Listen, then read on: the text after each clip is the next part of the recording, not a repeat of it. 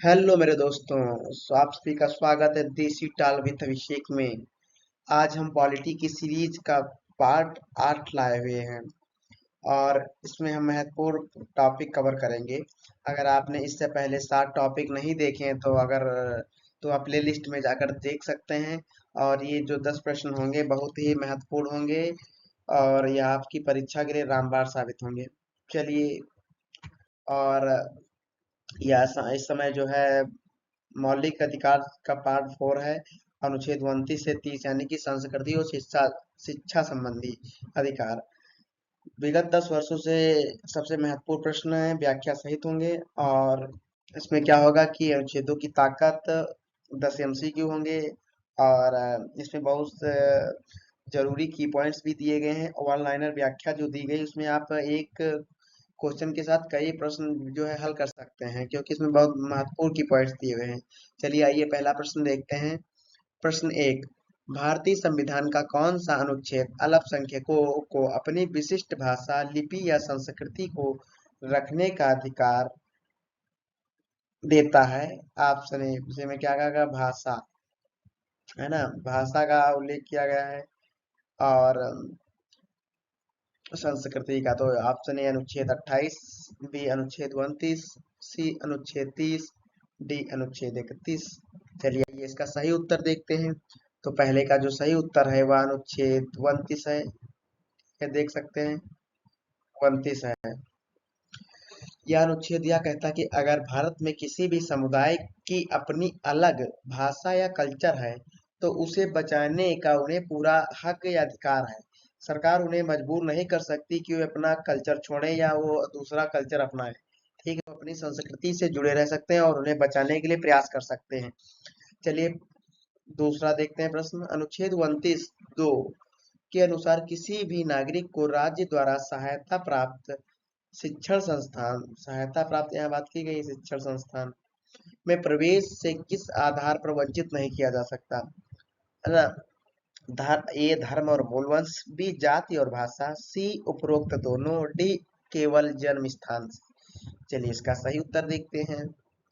इसका सही उत्तर सी है, यानी कि दूसरे का सही उत्तर सी ऑप्शन, उपरोक्त दोनों। अगर कोई स्कूल या कॉलेज सरकारी पैसे से चल रहा है यानी कि गवर्नमेंट के द्वारा, तो वो किसी भी सिर्फ उसके धर्म या जाति या भाषा की वजह से एडमिशन देने से मना नहीं कर सकता कि हम इस जाति वालों को एडमिशन नहीं देंगे, यह गैर कानूनी है। चलिए प्रश्न 3 देखते हैं। अनुच्छेद 30 के तहत अल्पसंख्यक शब्द में कौन कौन सा या कौन से आधार शामिल हैं? केवल ऑप्शन ए केवल धर्म, ऑप्शन बी केवल भाषा, ऑप्शन सी धर्म और भाषा दोनों, ऑप्शन डी धर्म भाषा और जाति। चलिए इसका सही उत्तर देखते हैं हम। इसका सही उत्तर प्रश्न 3 का सही उत्तर सी ऑप्शन है, यानी कि धर्म और भाषा दोनों। हमारे संविधान में अल्पसंख्यक दो तरह के माने गए हैं। एक वो जिनका धर्म कम आबादी वाला है, और दूसरे वे जिनकी भाषा बोलने वाले लोग कम है ना, कि कम बोलने वाले भाषाई तौर पर और जन्म। चलिए प्रश्न नंबर 4 देखते हैं। अल्पसंख्यकों को अपनी पसंद की शिक्षण संस्थान स्थापित करने और उनका प्रशासन करने का अधिकार कौन सा अनुच्छेद देता है? ऑप्शन ए अनुच्छेद 29, ऑप्शन बी अनुच्छेद 30, ऑप्शन सी अनुच्छेद 31, ऑप्शन डी अनुच्छेद 32। चलिए इसका सही उत्तर देखते हैं। ऑप्शन बी यानी कि 4 का सही उत्तर बी अनुच्छेद 30। यह अनुच्छेद अल्पसंख्यकों को पावर देता है कि वो अपने बच्चों को अपनी संस्कृति दिखाने के लिए खुद के स्कूल या कॉलेज खोल सकें और उन्हें खुद चला सकें। ठीक है, ये अधिकार है कि वो खोल कर अपनी संस्कृति और शिक्षा को जो है पुनः जागृत या पुनर्निर्माण। क्योंकि कहीं कहीं ये हुआ है कि उसको बिल्कुल धूमिल कर दिया गया है, तो और दूसरा उनको जो है अपने कल्चर को बढ़ावा देने का अधिकार प्राप्त है। चलिए प्रश्न नंबर 5 देखते हैं। क्या अनुच्छेद 30 के तहत मिलने वाला अधिकार केवल भाषाई अल्पसंख्यकों के लिए है? ऑप्शन ए हाँ, ऑप्शन बी नहीं, या आर्थिक अल्पसंख्यकों के लिए भी है, ऑप्शन सी या केवल हिंदुओं के लिए है, ऑप्शन डी या केवल आदिवासियों के लिए है। चलिए इसका सही उत्तर देखते हैं।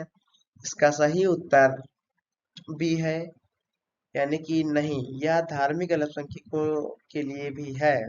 चाहे कोई मुस्लिम, ईसाई, सिख या धार्मिक अल्पसंख्यक हो, या कोई तमिल कन्नड़ बोलने वाला भाषाई अल्पसंख्यक हो, है ना। यहाँ पर के धर्म भी और भाषा भी, यानी कि यह अधिकार दोनों को बराबर मिलता है। ठीक है, चलिए अगला देखते हैं प्रश्न नंबर 6।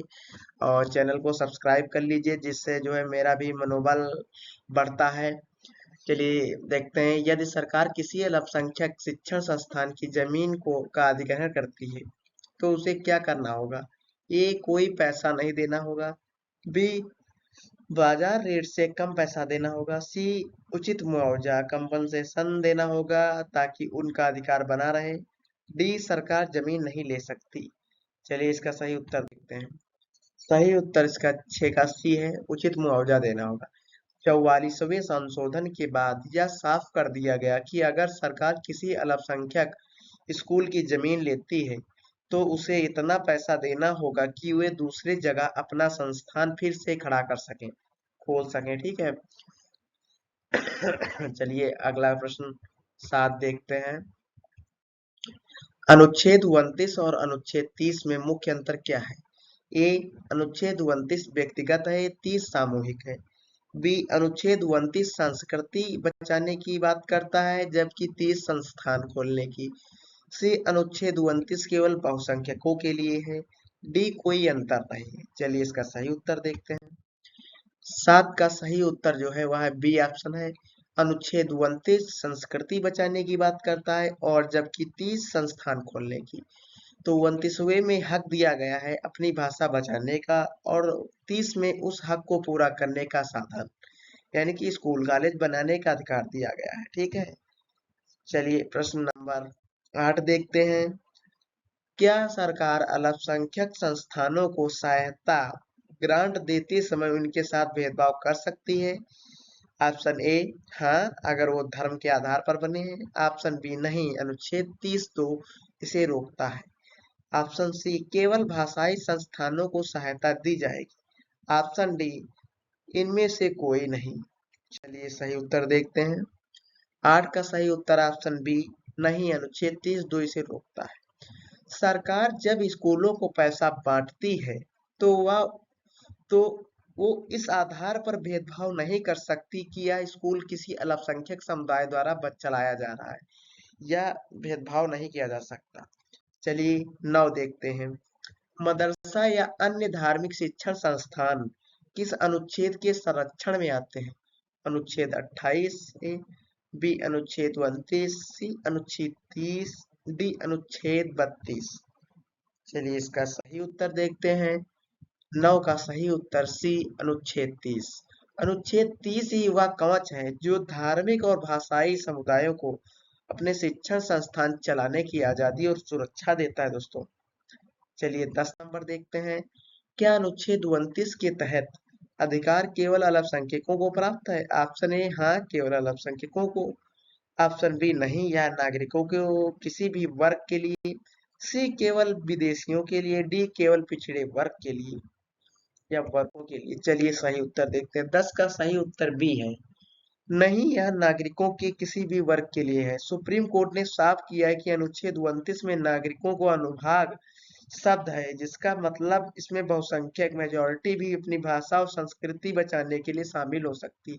ठीक है दोस्तों, यहाँ पर 10 क्वेश्चन पूरे होते हैं। अगर आपको ये सीरीज अच्छी लग रही हो तो हमारे चैनल को सब्सक्राइब करें और ज़्यादा से ज़्यादा शेयर करें, ताकि जो है हम हमारा मनोबल बढ़े और मैं जो है प्रतिदिन क्लास डालता रहूं। ठीक है, चैनल को सब्सक्राइब करें, लाइक करें, शेयर और कमेंट करें। जय हिंद दोस्तों, मिलते हैं नेक्स्ट एपिसोड में।